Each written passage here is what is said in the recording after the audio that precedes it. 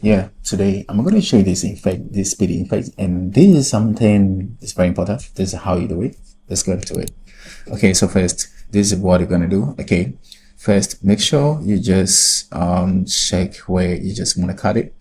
So when you want to cut it, you're going to make sure it's going to start from here. So we're going to cut it from here. So we're going to use the razor blade, and we're going to split into this side. So I'm going to cut this side. So this side, this is what we're going to do. Okay, we're going to right click and then go to the speed version and check here the speed. So we're going to make it 30,000. Okay, so 30,000. So you're going to see the speed, just speeding. So you're going to push this into just add up together.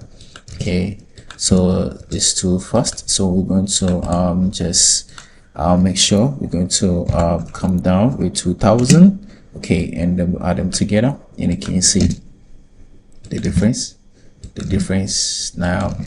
So this is how they just work. Okay, and then when you reach it to the side, it's going to cut here too. Okay, here, and then you just mark the scale, the time frame, and here. So when you mark it, you're going to push it a little bit to the side, and then you zoom in to get closer to his face. So let's see. So 1, 2. So this is how it's gonna do it. Okay, so very simple to do it, and this is how to do it. Just click here and make sure you're going to subscribe and like it, then you get to my page. See you for the next video. Bye.